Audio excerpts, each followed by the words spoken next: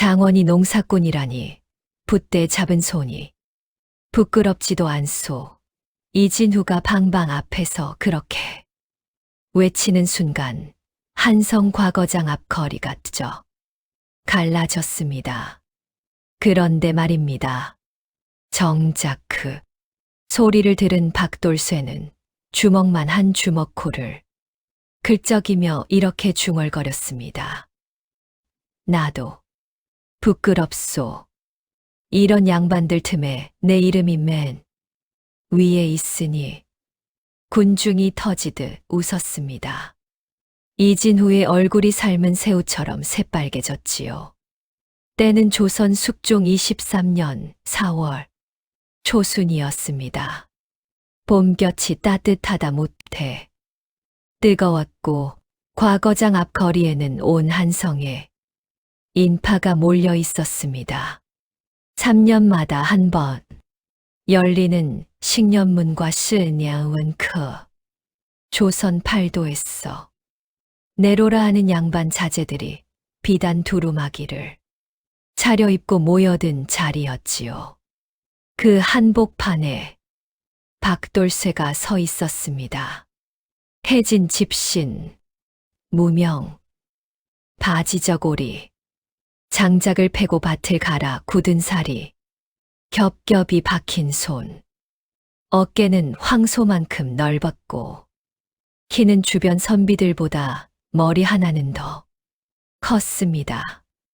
비단 두루마기들 사이에 선 무명, 바지저고리는 마치 기와집 마당에 박힌 돌멩이 같았지요. 합격자 방이 붙었을 때 사람들은 처음에 그냥 웃었습니다. 장원 박돌쇠, 충청도, 홍성, 직역주의 농농, 농사꾼, 하하, 농사꾼이 장원이래.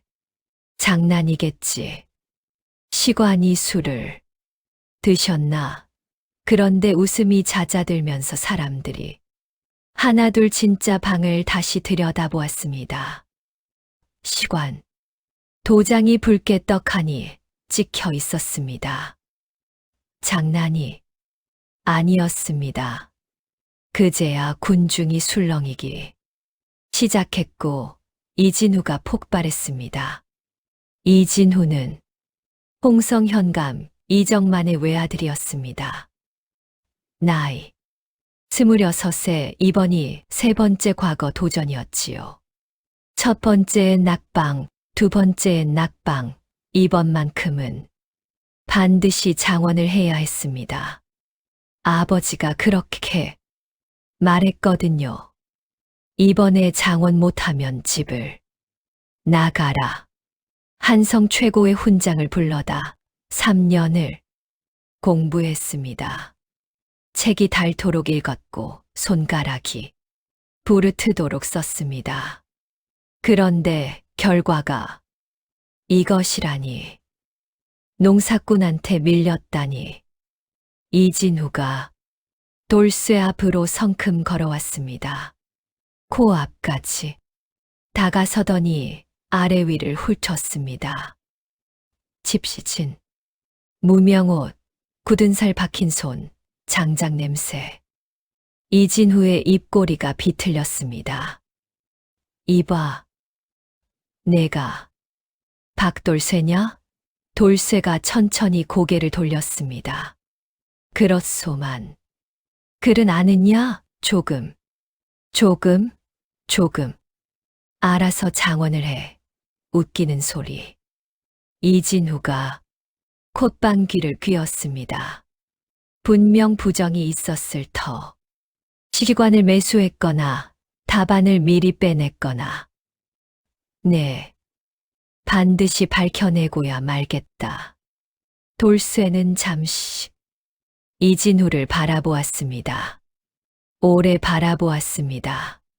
그 얼굴을 기억하는지 확인하듯이. 그리고 천천히, 아주 천천히 입을 열었습니다. 어르신 소인이 부정을 쳤다면 부정치는 법은 누구한테서 배웠겠습니까? 군중이 또다시 폭소했습니다. 이진후의 눈이 가늘어졌습니다. 뭐라고? 홍성에서 소장료 못 낸 농군 펜을 법, 장부 2개 만들어 관아 속이는 법. 그런 것들은 홍성 현감댁에서 배우는 거 아닌가 싶어서요. 순간 주변이 조용해졌습니다. 이진후의 얼굴에서 핏기가 싹 빠졌다가 이내 다시 시뻘개졌습니다. 그의 손이 허리춤으로 가는 것을 보고 옆에 있던 하인이 황급히 팔을 잡았습니다. 돌쇠는 그것을 보고도 눈 하나 깜짝하지 않았습니다. 이 배짱이 어디서 나왔냐고요. 그것을 알려면 22해 전으로 거슬러 올라가야 했습니다. 흉년이 든 가을이었습니다. 충청도 홍성 땅 이정만 마름의 소작지 12살 돌쇠가 봉당 뒤에 쪼그려 앉아 손으로 입을 틀어막던 날이었지요.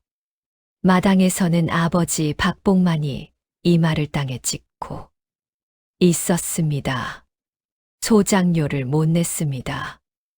흉년에 벼가 절반밖에 안 나왔는데 소장료는 한 톨도 깎아주지 않았거든요. 한 번만 봐주십시오. 한 번만. 아버지의 이마에서 피가 났습니다. 마름은 코웃음을 쳤습니다. 그 뒤에서 살배기 아이가 엿을 빨며 구경하고 있었습니다. 비단 배자를 입고 씩 웃으면서 이진후였습니다. 그날 밤 아버지는 집에 돌아와 아무 말도 하지 않았습니다. 밥도 먹지 않았습니다. 사흘 뒤 아버지는 알아 누웠습니다. 보름 뒤 아버지는 일어나지 못했습니다. 어머니는 약값을 구하러 다니다 허리가 굽었고 돌쇠는 12살부터 남의 집 머슴살이를 시작했습니다. 서당은 꿈도 꾸지 못했지요. 글자라고는 자기 이름 석 자도 쓸 줄 몰랐습니다. 그런데 돌쇠에게는 한 가지 기묘한 재주가 있었습니다. 한 번 들은 것은 절대 잊지 않는다는 것이었지요.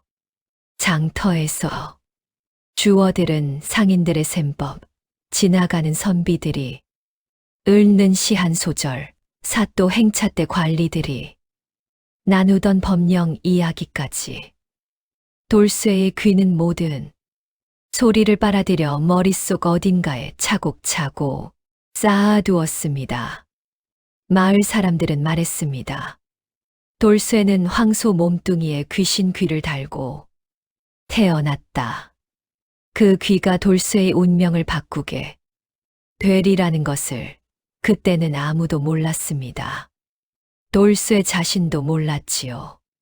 전부 바뀐 건 어느 가을 밤 주막 처마 밑에서였습니다. 그날 밤 돌쇠는 장작을 팔고 빈 지게를 지고 돌아오다 소나기를 만났습니다. 읍내 허름한 주막 처마 밑으로 뛰어들었는데 안쪽 구석에 누군가 먼저 앉아 있었습니다. 낡은 갓을 눌러 쓴 노인이었지요. 행색은 남루했으나 눈빛이 어찌나 형형한지 돌쇠는 괜히 주눅이 들어 처마 끝에 바짝 붙어 섰습니다. 그런데 그 노인 옆에 또 한 사람이 있었습니다. 보라색 치마에 옥색 저고리를 입은 여인이었습니다. 나이는 20, 안팎 쪽진 머리에 비녀 하나만 꽂고 있었는데도 그 단정함이 어찌나 서슬퍼런지 돌쇠는 눈을 어디 두어야 할지 몰랐습니다. 여인은 돌쇠를 보더니 눈썹 하나 까딱하지 않고 고개를 돌렸습니다. 돌쇠는 더욱 처마 끝으로 물러섰습니다. 빗소리가 요란했습니다. 처음엔 북을 두드리듯 세차더니 이내 잦아들며 가늘어졌습니다. 돌쇠는 자기도 모르게 중얼거렸습니다. 북소리로 치다가 자장가로 바뀌는 구먼. 그 순간 노인이 고개를 번쩍 들었습니다. 지금 뭐라 했느냐? 돌쇠가 움찔했습니다. 아, 빗소리 말입니다요. 처음엔 북처럼 크게 치더니 이제 늙은 어미 자장가처럼 잦아드는 것 같아서요. 노인은 한참 돌쇠를 바라보았습니다. 그러더니 천천히 입을 열었습니다. 그를 아느냐? 모릅니다요. 나 놓고 기억자도 모르지요. 노인이 피식 웃었습니다. 그런데 그 웃음이 이상했습니다. 비웃음이 아니었습니다. 마치 오랫동안 찾던 것을 발견한 사람의 웃음 같았지요. 허허, 그를 모르는 게 오히려 다행이겠구먼. 옆에 앉아있던 여인이 그때 처음 입을 열었습니다. 목소리가 낮고 또렷했습니다. 아버지, 또 시작이십니까? 아버지와 딸이었습니다. 노인의 이름은 류성암 료싱이안. 한때 성균관 대사성까지 지냈으나 당쟁에 밀려 낙향한 선비였습니다. 딸의 이름은 류아연료야란. 어머니 없이 아버지. 손에 자라 여느 교수보다 글을 많이 읽고 붓을 많이 잡은 여인이었지요. 류성암이 돌쇠를 보며 말했습니다. 나와 함께 살겠느냐? 네, 가르칠 테니. 돌쇠는 어이가 없어 멍하니 노인을 바라보았습니다. 소인은 내일도 밭을 갈아야 합니다요. 소장료는 내가 대신 내주겠다. 돌쇠가 아연을 힐끔 보았습니다. 아연은 못 본 척 창밖을 보고 있었습니다. 그 옆모습이 어찌나 서늘한지 돌쇠는 괜히 등골이 서늘해졌습니다. 어르신, 소인 같은 놈이 무슨 공부를. 자네 귀 하나만으로 충분하네. 빗소리가 완전히 잦아들었습니다. 주막 처마에서 마지막 빗방울이 뚝 떨어졌습니다. 돌쇠는 그날 밤 난생 처음으로 긴 생각을 했습니다. 아버지의 굽은 등이 떠올랐습니다. 이마에서 피를 흘리던 그 모습이 떠올랐습니다. 그리고 그 뒤에서 엿을 빨며 웃던 10살배기 이진후의 얼굴이 떠올랐습니다. 그런데 이상하게도 류아연의 서늘한 옆모습도 자꾸만 떠올랐습니다. 돌쇠는 지게를 고쳐 메었습니다. 그리고 류성암을 향해 허리를 꾸벅 숙였습니다. 가르쳐 주십시오. 그것이 박돌쇠 인생에서 가장 잘한 결정이었는지 아니면 가장 무모한 결정이었는지는 그로부터 3년 뒤에야 알 수 있었습니다. 아버지, 저 사람 냄새가 납니다. 왜 데려오셨습니까? 류아연이 부엌 아궁이 앞에서 그렇게 말하는 소리를 돌쇠는 마당에서 다 들었습니다. 귀가 좋은 게 꼭 좋은 것만은 아니었습니다. 류성암의 집은 홍서 읍내에서 반 시즌쯤 걸어 들어간 야트막한 산자락에 있었습니다. 기와집이라고는 하나 오래 손을 못 대 처마가 기울고 담장 곳곳이 허물어진 집이었지요. 마당 한편에는 잡초가 무릎까지 자라 있었고 우물 두레박줄은 반쯤 썩어 있었습니다. 돌쇠가 첫날 그 마당에 들어섰을 때 유성함은 사랑채 문을 열어주며 말했습니다. 오늘부터 여기서 자거라. 사랑채. 안을 들여다보니 책이었습니다. 벽 사면이 전부 책이었습니다. 천장까지 쌓인 책 더미에서 퀴퀴한 먼지 냄새가 훅 끼쳤습니다. 돌쇠는 그것들을 멍하니 바라보았습니다. 평생 이렇게 많은 책을 한자리에서 본 것은 처음이었지요. 그리고 부엌에서 들려온 것이 류아연의 그 한마디였습니다. 저 사람 냄새가 납니다. 돌쇠는 슬쩍 자기 소매를 들어 코에 가져다 댔습니다. 장작 냄새, 흙 냄새, 땀 냄새 확실히 났습니다. 돌쇠는 조용히 소매를 내렸습니다. 그리고 마음속으로 다짐했습니다. 두고 보자. 언젠가 저 아가씨가 먼저 말 걸게. 만들어 주마. 그것이 돌쇠의 첫 번째 목표가 되었습니다. 이진우를 꺾는 것이 번째였고요. 유성함의 가르침은 처음부터 기묘했습니다. 첫날 아침 노인이 사랑채에 앉더니 논어를 펼쳐 소리 내어 읽기 시작했습니다. 돌쇠에게는 아무것도 주지 않았습니다. 붓도 종이도 심지어 책도 없었습니다. 그냥 앉아서 들으라는 것이었지요. 배우고 때때로 익히면 또한 기쁘지 아니한가. 돌쇠는 앉아서 들었습니다. 이튿날도 들었습니다. 사흘째도 들었습니다. 나흘째 되던 날 아침 유성함이 책을 덮으며 말했습니다. 어제 내가 읽은 것을 외워보거라. 돌쇠는 눈을 한 번 깜빡이더니 처음부터 끝까지 토시 하나 틀리지 않고 줄줄 읊었습니다.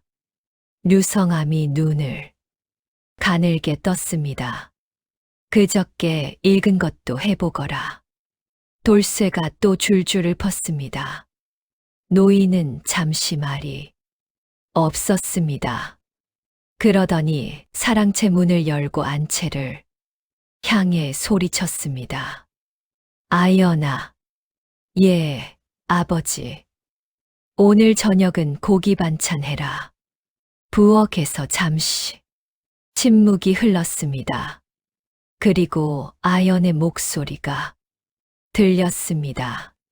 소가 어디 있다고요? 네. 가서 사와라. 돌쇠는 그날 저녁 류성함 집에 온 이후 처음으로 고깃국을 먹었습니다. 아연은 상을 탁 내려놓고 돌아갔습니다. 그래도 국물이 얼마나 구수하던지 돌쇠는 뚝배기를 들고 후루룩 소리를 냈습니다. 안채에서 인상 쓰는 기척이 들렸습니다. 돌쇠는 못 들은 척 한 그릇을 더 먹었습니다. 공부는 무서운 속도로 진행되었습니다. 유성함은 눈으로 읽기 전에 귀로 먼저 새기게 했습니다. 매일 아침 경전을 읽어주면 돌쇠는 밭을 갈면서 외우고 장작을 패면서 외우고 우물물을 기르면서 외웠습니다. 논어를 외우며 두레박을 올리고 맹자를 외우며 낫을 휘둘렀습니다. 허름한 담장을 고치면서는 대학을 통째로 외웠지요. 6달이 지날 무렵이었습니다. 류성함이 처음으로 붓을 내밀었습니다. 그런데 붓을 건넨 사람은 노인이 아니었습니다. 아연이었습니다. 아버지 손이 떨리셔서요. 제가 대신 붙잡는 법을 알려드리겠습니다. 아연은 돌쇠 앞에 앉더니 붓을 들었습니다. 잡는 법을 보여주었습니다. 돌쇠가 따라잡았습니다. 아연이 손을 뻗어 돌쇠의 손가락 위치를 바로 잡았습니다. 차가운 손이었습니다. 돌쇠는 굳어버렸습니다. 왜 그러십니까? 아닙니다요. 그냥 엄지의 힘을 빼세요. 붓대가 부러지겠습니다. 돌쇠는 굳은 살 박힌 손으로 가느다란 붓대를 잡고 첫 획을 그었습니다.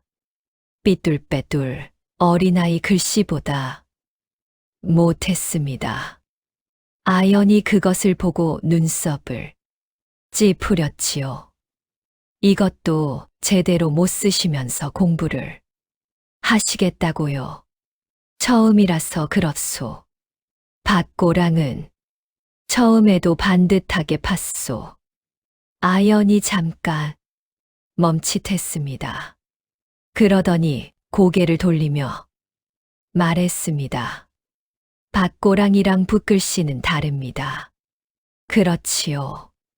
밭고랑은 비뚤어지면 물이 안 빠지고 붓글씨는 비뚤어지면 사람이 웃지요. 둘 다 반듯해야 한다는 건 같은데 소희는 밭고랑에서 반듯하게 사는 법을 배웠으니까요. 이번엔 아연이 아무 말도 하지 않았습니다. 돌쇠는 슬쩍 아연의 눈치를 보았습니다. 아연은 입술을 꼭 다물고 있었습니다. 입꼬리가 아주 살짝 올라가 있었습니다. 돌쇠는 속으로 쾌재를 불렀습니다. 그로부터 2년이 지났습니다. 사서삼경을 모두 외웠고 글씨도 어느새 반듯해졌습니다. 유성함은 새벽부터 경전을 읽어주고 아연은 저녁마다 돌쇠의 글씨를 고쳐주었습니다. 처음에는 퉁명스럽게 한마디만 하고 일어나더니 어느 날부터는 앉아서 한 시진씩 붙어 있었습니다. 이 구절은 이렇게 읽는 게 아닙니다. 그럼 어떻게 읽습니까? 뜻을 먼저 생각하고 읽어야지요. 글자만 읽으면 앵무새랑 다르게 없어요. 아가씨는 앵무새를 보신 적이 있습니까? 없어요. 저도 없소. 근데 앵무새도 꽤 영리하다던데 앵무새보다 낫다고 하면 더 기분 좋지 않겠습니까? 아연이 돌쇠를 흘겨보았습니다. 그래도 그 눈빛에서 예전처럼 서늘함은 없었습니다. 두 사람이 그렇게 함께 앉아 책을 읽던 어느 겨울 밤이었습니다. 코롱불이 흔들렸습니다. 바람이 처마를 울렸습니다. 돌쇠가 중얼거렸습니다. 아가씨는 왜 시집을 안 가십니까? 아연의 붓이 멈추었습니다. 누가 그런 걸 물어보랬어요. 궁금해서요. 궁금한 건 경전이나 궁금해하세요. 경전은 다 외웠습니다요. 아연이 돌쇠를 바라보았습니다. 코롱불 아래에서 돌쇠의 눈이 제법 반짝였습니다. 아연은 잠시 그 눈을 보다가 다시 고개를 내렸습니다. 아버지 곁을 지켜야 하니까요. 조용한 목소리였습니다. 돌쇠는 더 묻지 않았습니다. 그날 밤 이후로 두 사람 사이에는 무언가 달라진 것이 있었습니다. 말로 표현하기 어려운 무엇이었지요. 아연이 돌쇠의 찻잔을 먼저 채워주게 되었고 돌쇠는 담장 무너진 곳을 아연이 말하기 전에 고쳐놓게 되었습니다. 류성암은 그것을 보면서 모르는 척했습니다.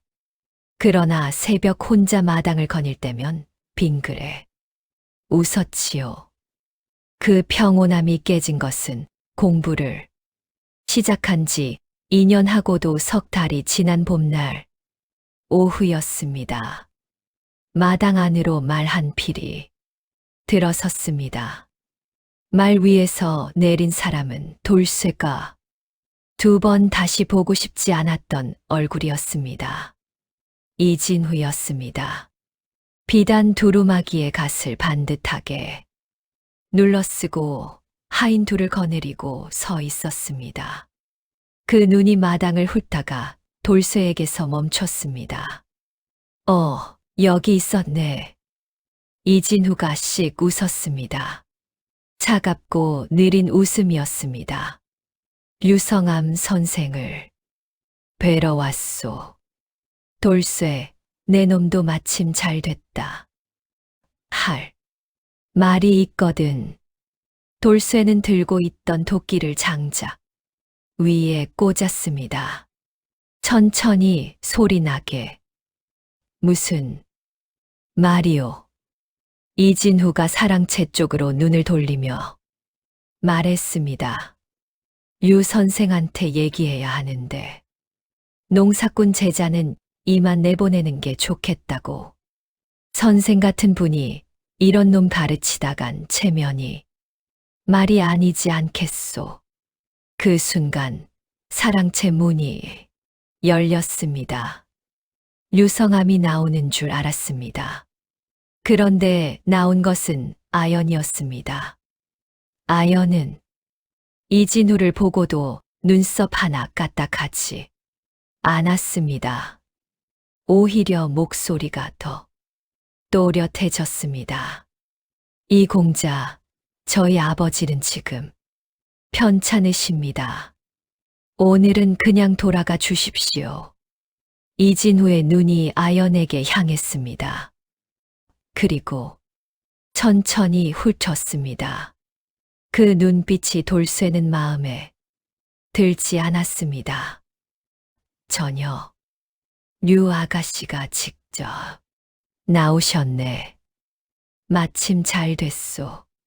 실은 아가씨한테도 드릴 말씀이 있었소. 이진후가 한 걸음 다가섰습니다. 우리 아버지가 혼담 이야기를 꺼내셨소. 유 선생 댁 따님이라면 나쁘지 않다고. 마당이 조용해졌습니다. 돌쇠는 장작 위에 꽂힌 도끼 손잡이를 보았습니다. 아연은 이진우를 똑바로 바라보았습니다. 한참 뒤에 입을 열었습니다. 혼담은 아버지께 직접 여쭤보십시오. 저는 아버지 뜻을 따를 뿐입니다.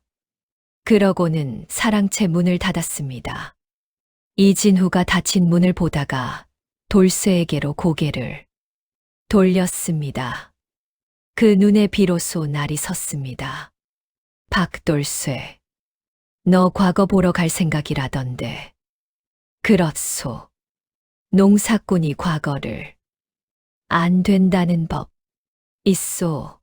이진후가 낮게 웃었습니다. 그 웃음이 어릴 적 마당에서 듣던 그 웃음과 꼭 닮아 있었습니다. 법은 없지. 그런데 말이야. 과거장에서 떨어지는 것보다 더 무서운 일이 있다는 걸 명심해라. 이 일대 소작지가 전부 누구 손에 달려 있는지 잊었나? 돌쇠의 어머니는 아직 홍성에 있었습니다. 이정만 현감 소작지에서 이진우는 그 말 한마디를 던지고 유유히 말에 올랐습니다. 마당을 나서면서 한 번 뒤를 돌아보았습니다. 씩 웃고는 사라졌지요. 돌쇠는 한참 동안 그 자리에서 있었습니다. 장작 위에 꽂힌 도끼가 바람에 흔들렸습니다. 그날 밤 유성암이 돌쇠를 불렀습니다. 사랑채에 마주 앉았습니다. 노인의 안색이 좋지 않았습니다. 기침 소리가 요 며칠 새 부쩍 잦아졌지요. 들었느냐? 들었습니다. 어찌할 생각이냐? 돌쇠는 잠시 생각했습니다. 과거까지 석 달 남았습니다.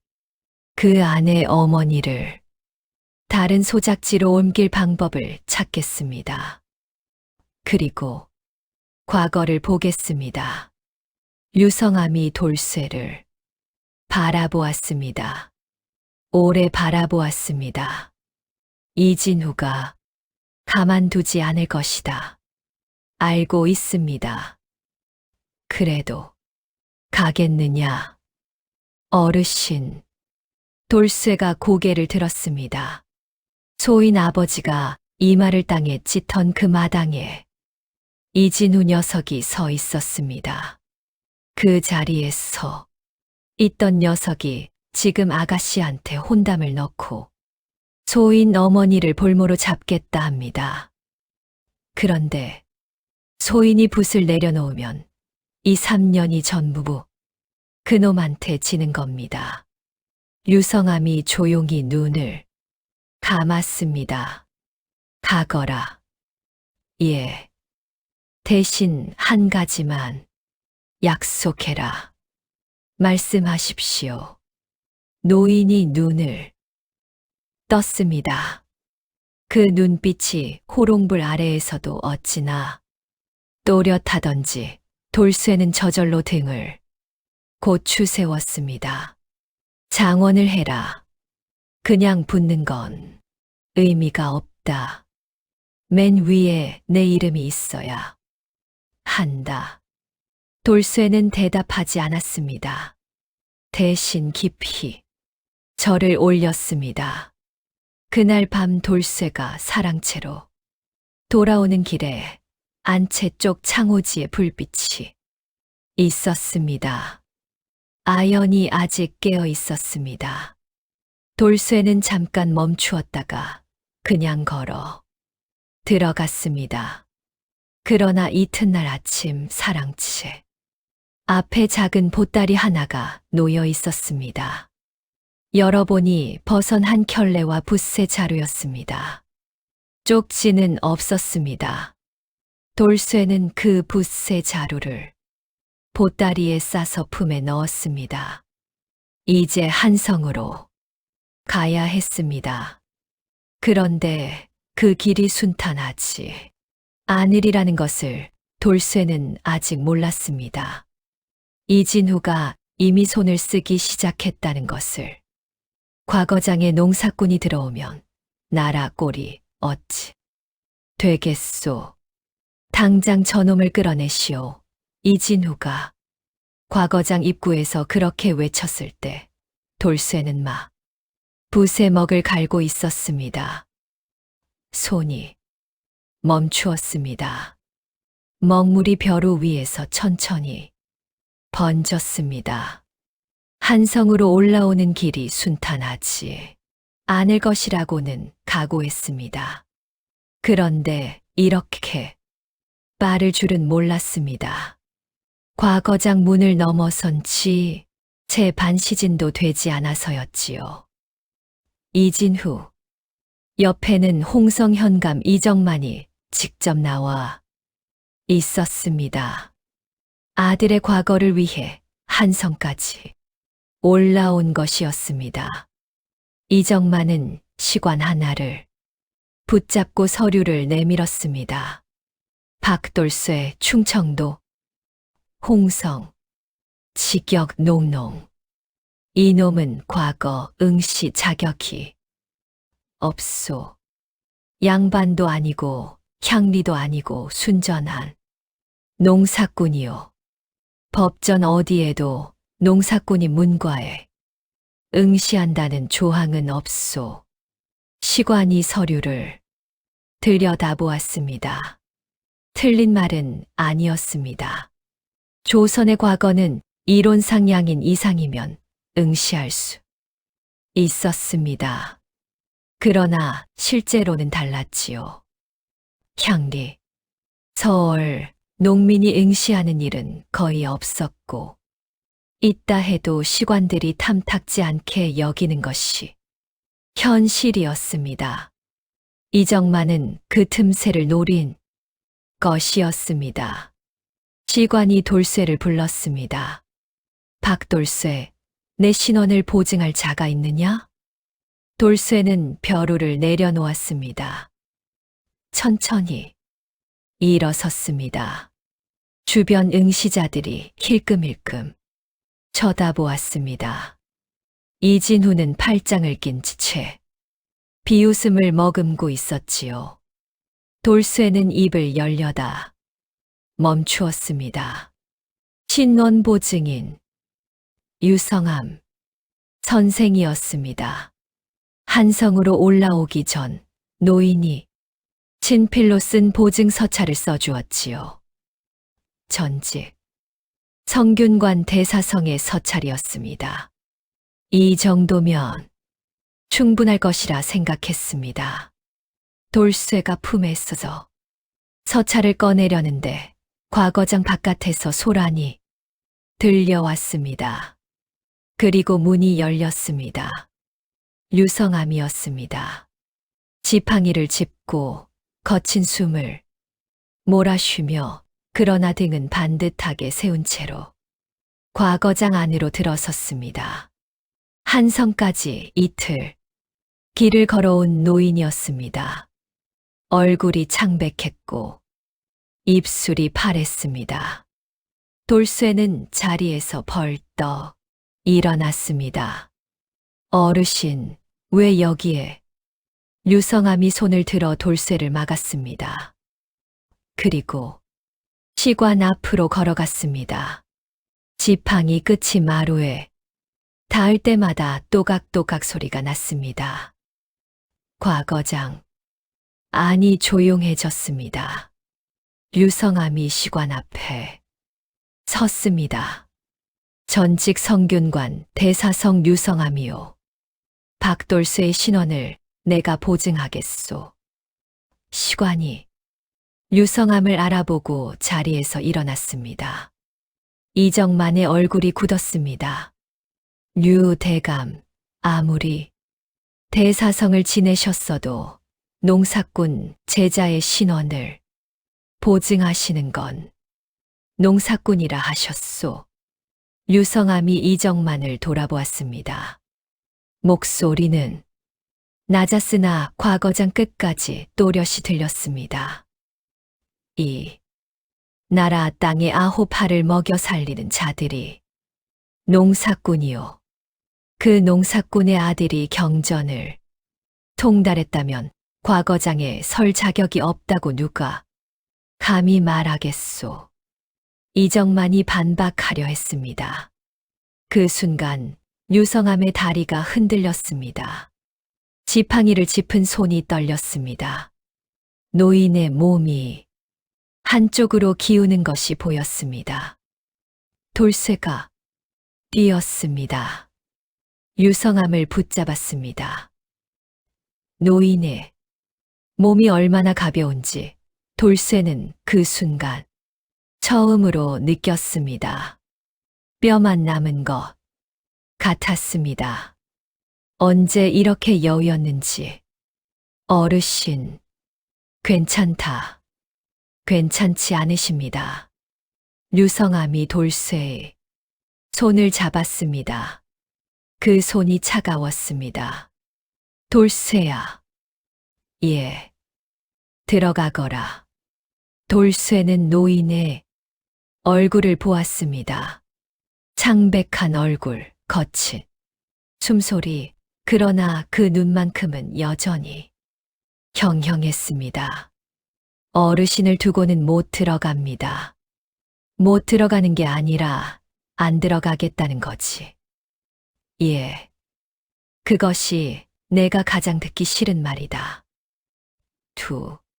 사람이 마주 보았습니다. 과거장 안이 숨을 죽이고 있었습니다. 이진후도, 이정만도, 시관들도, 다른 응시자들도 전부 이 둘을 바라보고 있었지요. 유성암이 천천히 입을 열었습니다. 내가 3년을 가르친 것은 자네가 여기서 돌아서라고 가르친 게 아닐세. 들어가거라. 내 옆에서 쓰러지는 것보다 저 안에서 붓을 드는 게 나를 더 기쁘게 하는 일이야. 돌쇠의 손이 노인의 손을 쥐었습니다. 꽉 쥐었습니다. 그리고 놓았습니다. 돌쇠는 일어섰습니다. 과거장 입구에서 기다리고 있던 마을 훈장 하나가 유성암을 부축했습니다.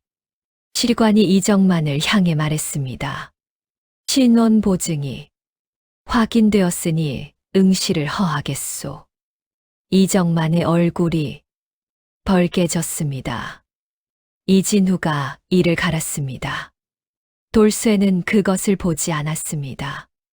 자리로 돌아와 앉았습니다. 벼루를 다시 잡았습니다. 손이 미세하게 떨렸습니다. 시제스 티가 내걸렸습니다. 백성이 곧 하늘이라 하였으니 하늘이 병들면 나라는 어찌할 것인가.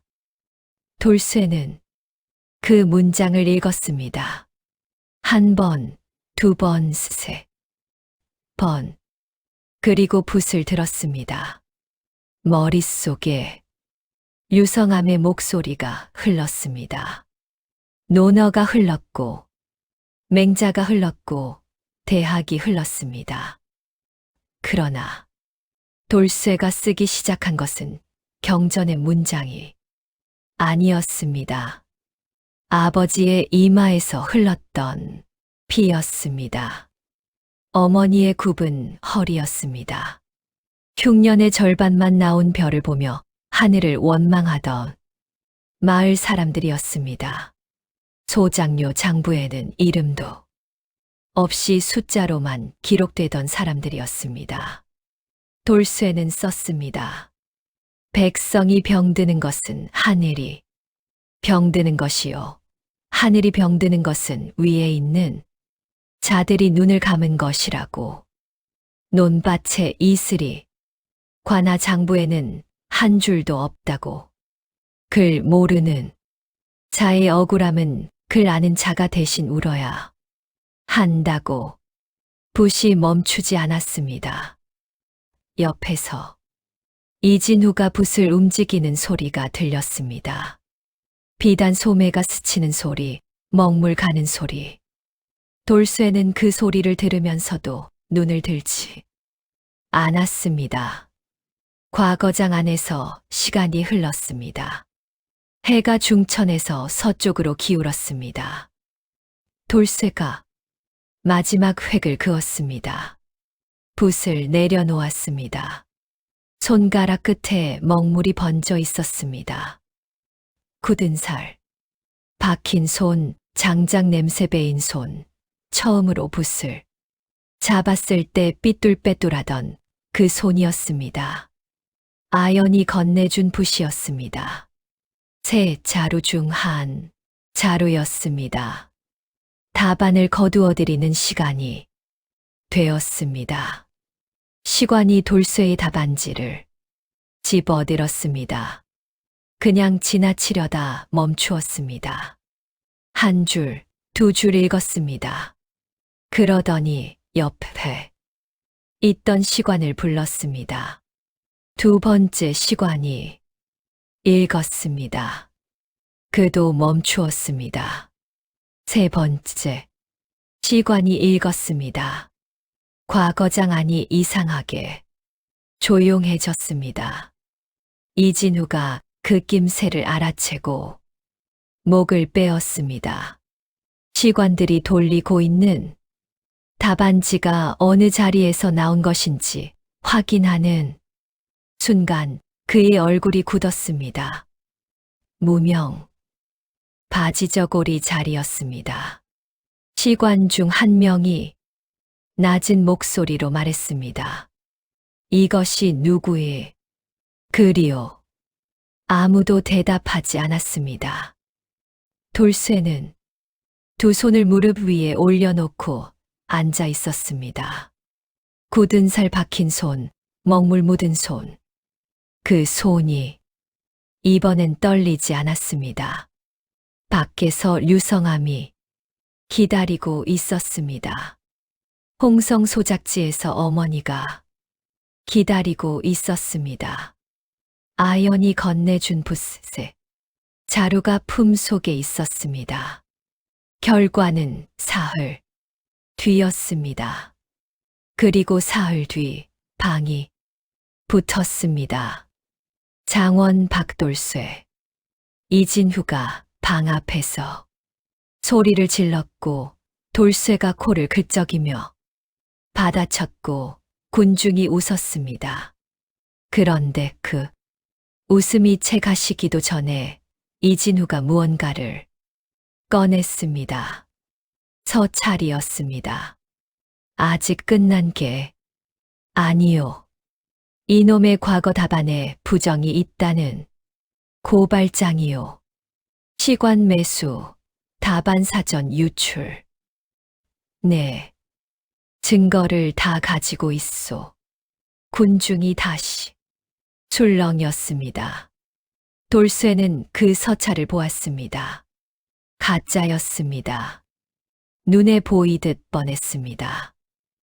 그러나 가짜라는 것을 증명하려면 시간이 걸렸습니다. 시간이 걸리는 사이 방은 내려지고 이름은 지워지고 장원은 무효가 될 수 있었습니다. 이진후가 느릿하게 웃었습니다. 그 웃음이 22해 전 마당에서 보던 그 웃음과 꼭 같았습니다. 돌쇠는 주먹을 쥐었습니다. 그때였습니다. 과거장 쪽에서 발소리가 들렸습니다. 시관 한 명이 걸어 나왔습니다. 그 손에는 두루마리 하나가 들려 있었습니다. 이정만 현감, 댁 이진우 공자. 마침 잘 됐소. 시관의 목소리가 낮게 깔렸습니다. 박돌쇠, 고발장을 제출하셨다 했지요. 그런데 공교롭게도 오늘 아침 우리 쪽에도 고발장이 하나 들어왔소. 이진후의 눈이 가늘어졌습니다. 홍성 현감 이정만이 소작 장부를 이중으로 작성하여 세금을 착복한 정황, 그리고 이번 과거에서 이진후 공자의 답안을 사전에 훈장을 통해 유출받은 정황에 대한 고발이요. 마당이 얼어붙었습니다. 이정만의 얼굴이 하얘졌습니다. 이진후의 손에서 서찰이 떨어졌습니다. 돌쇠는 그것을 보았습니다. 그리고 조용히 물었습니다. 고발장을 낸 사람이 누굽니까? 시관이 두루마리를 펼쳐 이름을 확인했습니다. 류아연이라 되어 있소. 돌쇠는 눈을 감았습니다. 품 속에 있는 붓새 자루가 떠올랐습니다. 쪽지 하나 없이 사랑채 앞에 놓여있던 그 보따리가 떠올랐습니다. 아연은 처음부터 알고 있었던 것입니다. 이진후가 손을 쓸 것을, 그 손을 어떻게 막아야 할 것을. 돌쇠는 눈을 떴습니다. 하늘이 높고 맑았습니다. 4월 봄볕이 과거장 마당 위로 쏟아지고 있었습니다. 방에 붙은 이름이 아직 그 자리에 있었습니다. 장원 박돌쇠. 그 이름이 흔들리지 않았습니다. 류성암, 대감댁. 따님이 감히 현감을 고발해? 인연을 당장 잡아다 문초하시오. 이정만이 그렇게 외쳤을 때 돌쇠의 머릿속에서 무언가가 끊어지는 소리가 났습니다. 뚝. 조용하고 선명한 소리였습니다. 이정만은 얼굴이 벌개진 채 포졸들을 향해 손을 휘저었습니다. 홍성, 현감이었습니다. 한성에서는 직접 관할권이 없었지만 평생 돈과 권력으로 안 되는 일이 없었던 사람이었지요. 지금 이 순간도 그는 그것을 믿고 있었습니다. 고발장이 들어왔다 해도 그 고발이 사실인지 아닌지는 조사해봐야 아는 것 아니요. 그 전에 저 계집이 어디서 그런 장부를 손에 넣었는지부터 따져야 하지. 않겠소. 포졸 둘이 움직이려 했습니다. 돌쇠가 먼저였습니다. 2걸음, 3걸음. 포졸들 앞에 섰습니다. 어깨를 펴고 2발을 딱 벌리고 황소처럼 버텼습니다. 비켜라. 포졸 하나가 말했습니다. 못 비킵니다. 돌쇠가 말했습니다. 목소리가 낮고 느렸습니다. 그 눈빛이 포졸들을 정면으로 보았습니다. 포졸들이 멈칫했습니다. 이 농사꾼이 두려운 게 아니었습니다. 저 눈빛이 움직이지 않을 것이라는 걸 알았습니다. 이진후가 나섰습니다. 박돌쇠, 내 이놈. 지금 관리를 막는 것이냐? 그것도 죄다. 그렇소. 돌쇠가 이진후를 돌아보았습니다. 근데 이 공자, 죄를 따지자면 누가 먼저입니까? 소작 장부 이중으로 썼소. 백성 등골 빼먹은 죄, 과거 답안 미리 빼낼 죄, 장원든 사람 끌어내리려고 거짓 고발장, 꾸민 죄. 이 죄들이랑 제가 포졸 앞에 선 죄랑 어느 게 더 크오? 주변이 다시 조용해졌습니다. 구경꾼들이 어느새 2배로 불어 있었습니다. 과거장 앞 거리가 인파록과 찼지요. 한성 사람들은 구경을 좋아했습니다. 그런데 이 구경은 보통 구경이 아니었습니다. 장원 급제한 농사꾼이 현감 아들과 맞짱을 뜨고 있었으니까요. 이정만이 시관을 향해 돌아섰습니다. 이 자리에서 저 농사꾼의 장원을 취소하고 고발 사건을 관하로 넘기시오. 그러면 내가 조용히 처리하겠소. 시관이 잠시 망설였습니다. 바로 그때였습니다. 인파. 뒤쪽에서 소리가 났습니다. 물러거라. 사람들이 갈라졌습니다. 내금이 군사 셋이 들어섰습니다. 그 뒤로 붉은 관복을 입은 관리가 걸어왔습니다. 승정원 소속 관리였습니다. 그 손에 봉인된 서찰이 들려 있었지요. 관리가 시관 앞에 섰습니다. 전하께서 장원 급제자를 친히 보시겠다 하십니다. 과거장 마당이 얼어붙었습니다. 임금이었습니다. 이정만의 다리가 흔들렸습니다. 이진후의 입기 벌어졌습니다. 돌쇠는 멍하니 관리를 바라보았습니다. 임금이 장원 급제자를 친히 부르는 것은 이례적인 일이 아니었습니다. 그러나 과거 결과가 나온 당일 이 소란이 지체 가시기도 전에 사람이 내려왔다는 것은 달랐습니다. 누군가 이미 임금에게 보고를 올린 것이었습니다. 관리가 돌쇠에게 눈을 맞추었습니다. 그대가 박돌쇠요? 그렇습니다. 따라오시오. 돌쇠가 발을 때렸는데 이진우가 앞을 막았습니다. 잠깐, 이 사람은 지금 부적 혐의를 받고 있소.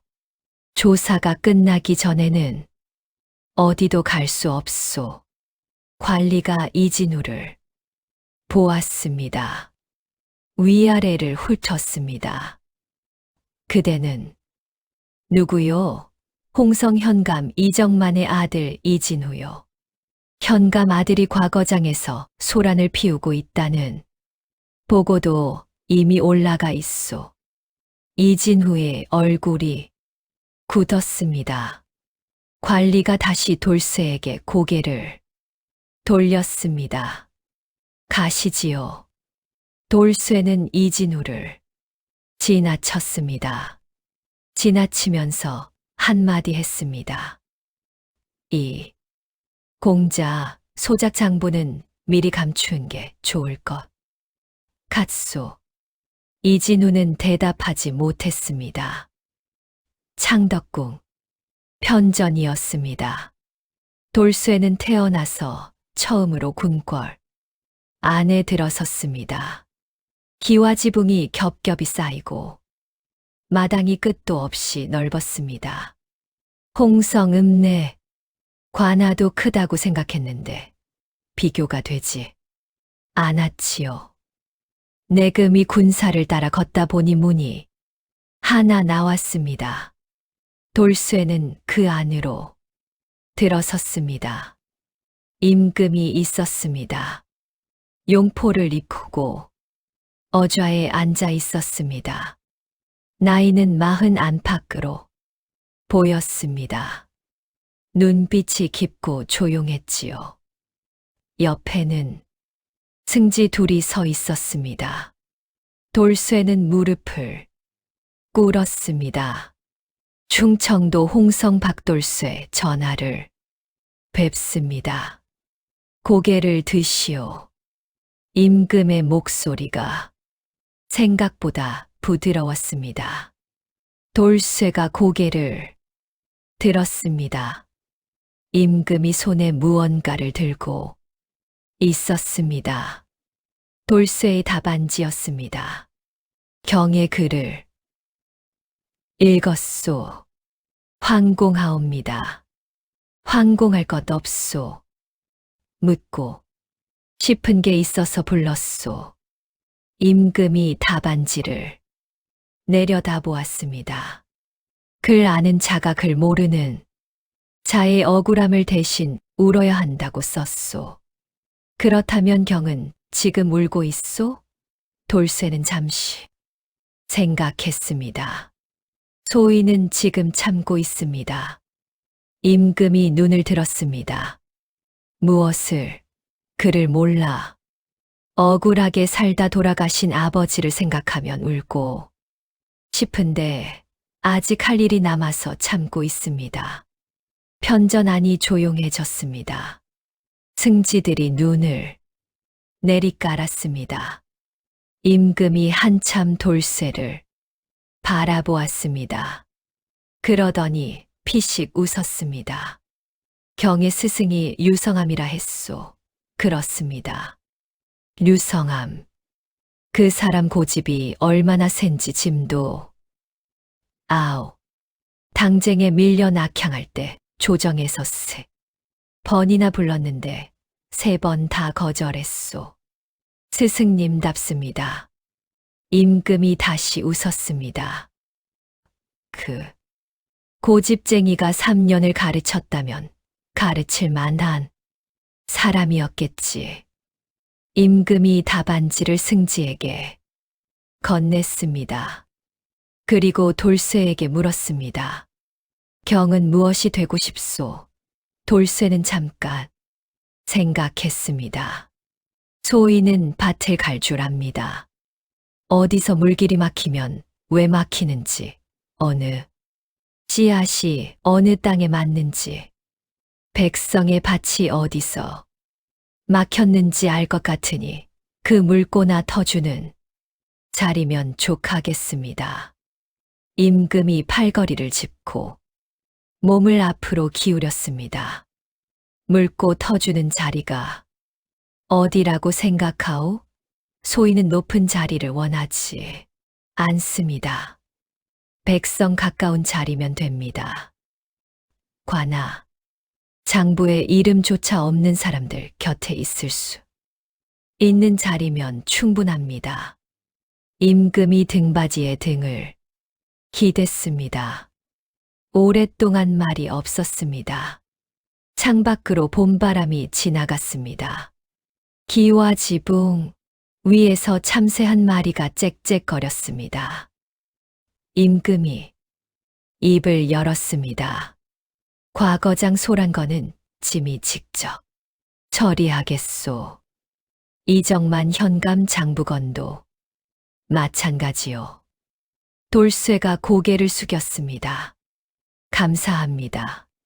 감사는 무슨 경이 한 일이 아니잖소. 유아연이라는 사람이 했습니다. 임금이 눈썹을 올렸습니다. 류성암의 딸이요? 예. 어떤 사람이요? 돌쇠는 잠시 멈추었습니다. 서늘하고 단단하고 쪽지 하나 안 쓰는 사람입니다. 임금이 그 말의 뜻을 이해한 듯 소리 없이 웃었습니다. 돌아가도 좋소. 며칠 안에 발령이 날 것이요. 돌쇠가 일어섰습니다. 저를 올리고 뒤돌아 나가려는데 임금이 불렀습니다. 박돌쇠. 예. 참고 있다. 했지요. 예. 이제 울어도 돼요. 돌쇠는 대답하지 않았습니다. 편전 문을 나서는데 봄볕이 눈에 쏟아졌습니다. 눈이 시렸습니다. 돌쇠는 잠깐 걸음을 멈추었습니다. 그리고 하늘을 올려다보았습니다. 눈가가 뜨거워졌습니다. 아버지, 됐습니다. 돌쇠는 빠른 걸음으로 궁궐을 나섰습니다. 류성암이 기다리고 있었습니다. 아연도 어딘가에 있을 것이었습니다. 그런데 궁궐문 앞에 이르렀을 때 돌쇠의 발이 멈추었습니다. 문 앞 그늘 아래 지팡이를 짚고 서 있는 노인이 보였습니다. 류성암이었습니다. 그 옆에 아연이 서 있었습니다. 돌쇠를 보자마자 고개를 돌렸습니다. 못 본 척하는 것이 너무 티가 났지요. 돌쇠는 류성암 앞에 무릎을 꿇었습니다. 노인이 손을 얹었습니다. 돌쇠의 머리 위에 그 손이 떨렸습니다. 됐느냐? 됐습니다. 류성암이 깊게 숨을 내쉬었습니다. 한참 뒤 돌쇠가 일어서면서 아연을 보았습니다. 아연은 여전히 딴청을 피우고 있었습니다. 고발장 덕분에 살았소. 아연이 대답하지 않았습니다. 쪽지는 왜 안 썼소? 쓸 말이 없었어요. 붓의 자루는요. 아연이 그제야 돌쇠를 보았습니다. 그 눈이 딱 한순간 흔들렸다가 다시 서늘해졌습니다. 부러지면 가라. 쓰라고요. 돌쇠는 웃었습니다. 오래간만에 웃었습니다. 류성암이 그 둘을 번갈아 보더니 지팡이를 짚고 먼저 걸어가기 시작했습니다. 혼자서도 잘 걸어가는 척하면서 아연이 아버지를 부축하러 달려갔습니다. 돌쇠는 그 뒷모습을 보며 한 번 더 웃었습니다. 그런데 이 이야기가 여기서 끝났다면 참 좋았을 것입니다. 그러나 이정만은 아직 물러서지 않았습니다. 그날 밤 이정만이 한성에서 구할 수 있는 가장 나쁜 사람들을 불러 모았습니다. 돈을 두둑이 쥐어주며 말했습니다. 류성암 대감, 대게 불을 놓아라. 불이야, 외침이 한서. 밤하늘을 갈랐을 때 돌쇠는 류성암의 객사 마루에 앉아 붓을 손질하고 있었습니다. 냄새였습니다. 먼저 냄새가 났습니다. 장작 패던 사람이라면 알 수 있는 냄새였지요. 나무가 타는 냄새와 짚이 타는 냄새는 달랐습니다. 지금 나는 것은 집 냄새였습니다. 가까웠습니다. 돌쇠가 벌떡 일어섰습니다. 마당으로 나서는 순간 담장 너머로 불빛이 보였습니다. 류성암이 머무는 객사, 행랑채였습니다. 돌쇠가 뛰었습니다. 행랑채, 문을 발로 걷어찼습니다. 안에서 연기가 쏟아졌습니다. 눈이 따가웠습니다. 한 발, 두 발 들어가는데 뜨거운 기운이 얼굴을 때렸습니다. 지프로 엮은 지붕이 이미 반쯤 타고 있었지요. 어르신, 대답이 없었습니다. 구석이었습니다. 류성암이 벽에 기댄 채 쪼그려 앉아 있었습니다. 연기를 마셔 정신이 가물가물한 상태였지요. 옆에는 책 한 권을 끌어안고 있었습니다. 불길 속에서도 책을 놓지 않은 것이었습니다. 돌쇠가 노인을 들쳐 업었습니다. 가벼웠습니다. 너무나 가벼웠습니다. 뼈와 가죽만 남은 것 같은 몸이 돌쇠의 등에 찰싹 붙었습니다. 어르신, 눈 뜨십시오. 응. 돌쇠냐? 예. 잡고 계십시오. 책은 가져왔느냐? 가져왔습니다. 눈 감지 마십시오. 돌쇠가 연기 속을 뚫고 나왔습니다. 바깥 공기가 폐 속으로 쏟아졌습니다. 기침이 터졌습니다. 무릎이 꺾일 것 같았으나 꺾지 않았습니다. 마당에 아연이 서 있었습니다. 달려오다 굳어버린 사람처럼 아버지를 등에 업은 돌쇠를 보는 순간 그 자리에 멈추어 섰습니다. 눈이 커졌습니다. 돌쇠가 류성암을 아연의 팔에 넘겼습니다. 괜찮으십니다. 연기를 마셨을 뿐이요. 아연이 아버지 얼굴을 살폈습니다. 손을 잡았습니다. 그 손이 떨렸습니다. 류성암이 눈을 떴습니다. 딸의 얼굴을 보더니 피식 웃었습니다. 왜 그렇게 무서운 얼굴이냐? 나 아직 안 죽었다. 아연의 눈에서 무언가가 터졌습니다.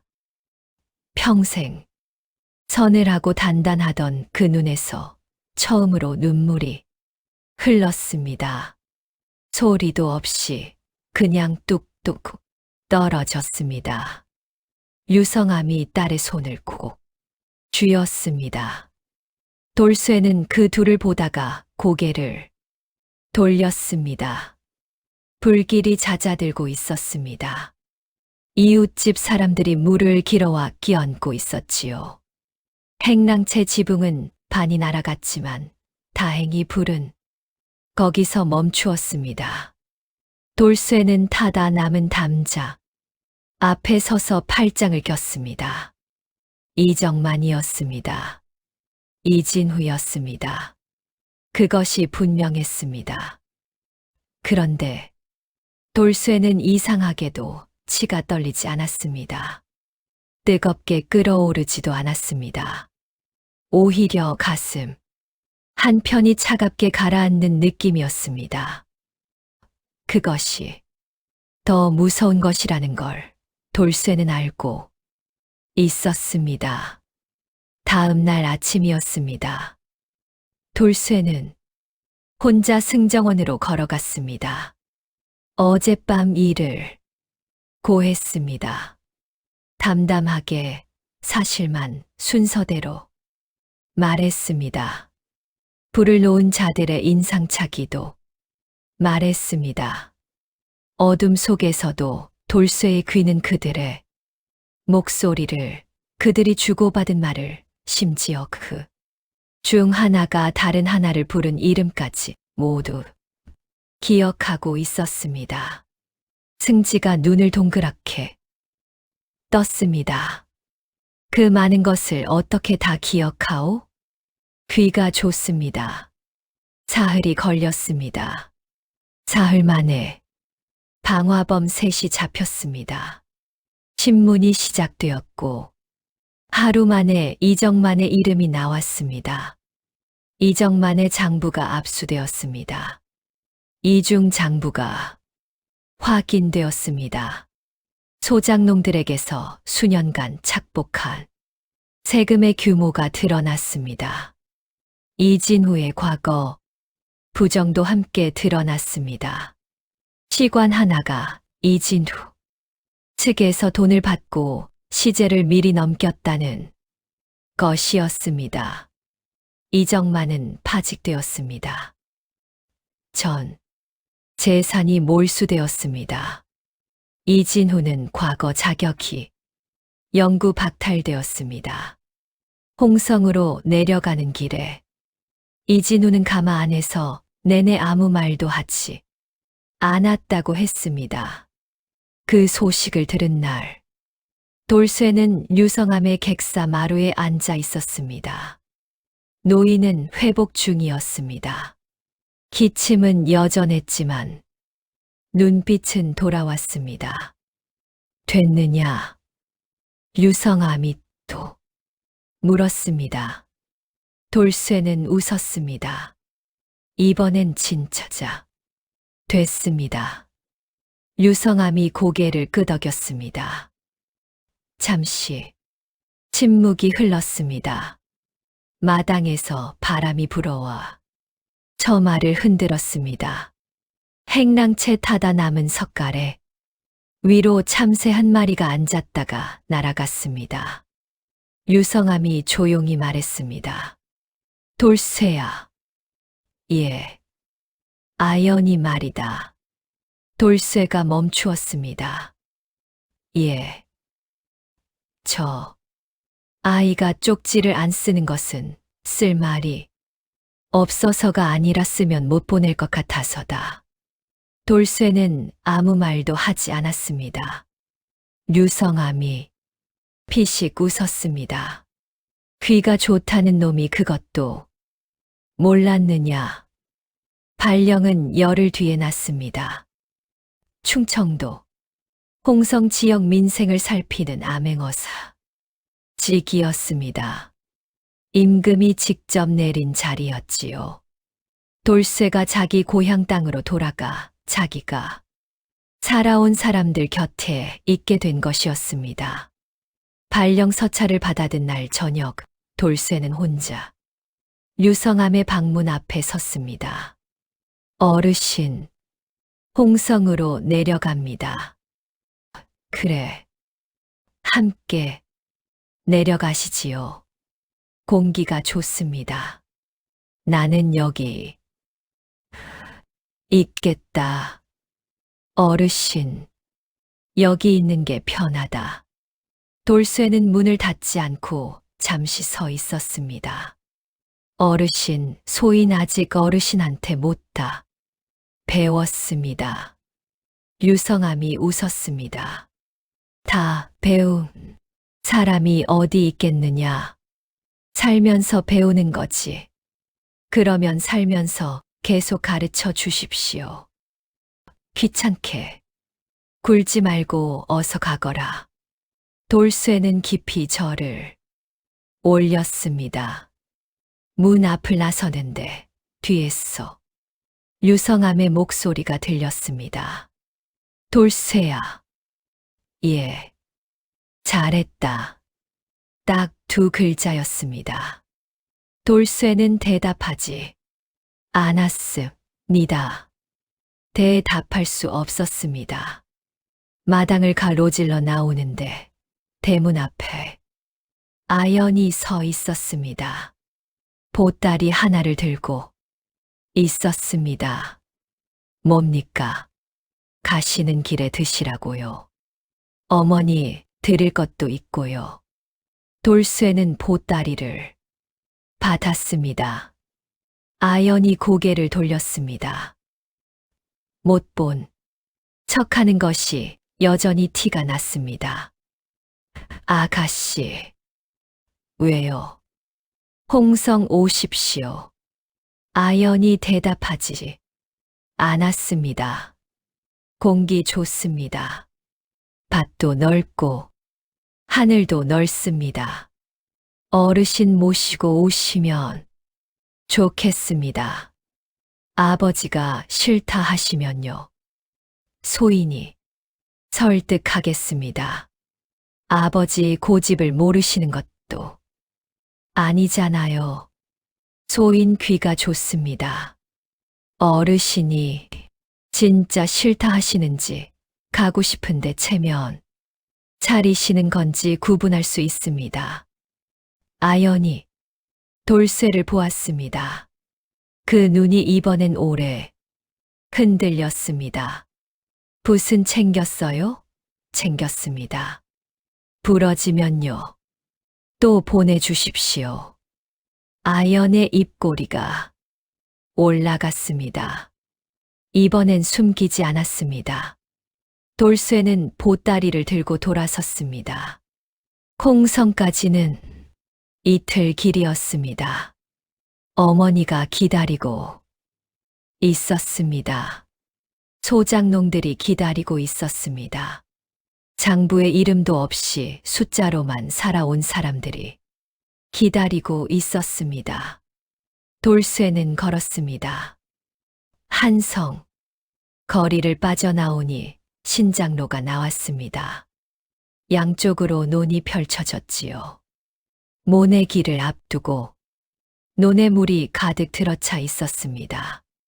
수면 위로 봄볕이 찰랑찰랑 반짝였습니다. 돌쇠는 멈추었습니다. 논두렁에 한 발을 올렸습니다. 흙 냄새가 났습니다. 물 냄새가 났습니다. 오래 맡아온 냄새였습니다. 그는 하늘을 올려다보았습니다. 높고 맑았습니다. 아버지가 이마를 땅에 찢던 그 마당이 떠올랐습니다. 약 한 첩 못 쓰고 허리가 굽어간 어머니가 떠올랐습니다. 주막 처마 밑에서 빗소리를 듣던 밤이 떠올랐습니다. 유성암의 차가운 손이, 아연의 서늘한 눈빛이 사랑채 가득했던 책, 냄새가 떠올랐습니다. 돌쇠는 논두렁에서 발을 내렸습니다. 그리고 걸었습니다. 글 한자. 모르던 사람이 이제 글로 사람들의 물꼬를 터주러 가는 길이었습니다. 선한 마음이 어떻게 복이 되는지, 작은 배려가 어떻게 큰 은혜로 돌아오는지, 그것을 돌쇠는 밭고랑에서 배웠고, 주막 처마 밑에서 배웠고, 사랑채 호롱불 아래에서 배웠습니다. 그리고 이제 그것을 나눠줄 차례였습니다. 홍성 땅 유성암은 그해 겨울 눈이 첫눈이 내리던 날 조용히 눈을 감았습니다. 곁에는 아연이 있었습니다. 그리고 홍성에서 사흘 밤을 달려온 돌쇠가 있었습니다. 노인의 손을 잡고 돌쇠가 말했습니다. 어르신, 왔습니다. 유성함은 눈을 뜨지 않았습니다. 그러나 입가에 웃음이 있었습니다. 방 한켠, 작은 서안 위에 편지 한 장이 있었습니다. 돌쇠가 손을 뻗어 펼쳤습니다. 글씨가 떨려 있었습니다. 그러나 또렷했습니다. 내가 쓴 글이 옳았다. 글 모르는 자의 억울함은 글. 아는 자가 대신 울어야 한다. 그 울음을 평생 잊지 말거라. 그것이 내가 너에게 마지막으로 가르치는 것이다. 돌쇠는 편지를 내려놓았습니다. 눈물이 났습니다. 이번엔 참지 않았습니다. 아연이 돌쇠 옆에 앉았습니다. 아무 말도 하지 않았습니다. 그냥 옆에 있었습니다. 첫눈이 내리는 밤이었습니다. 홍성, 땅 위로 눈이 쌓였습니다. 밭고랑 위로, 논두렁 위로 이름 없이 살다 간 사람들의 무덤 위로 하얗게 쌓였습니다. 박돌쇠는 그 밤을 오래 기억했습니다.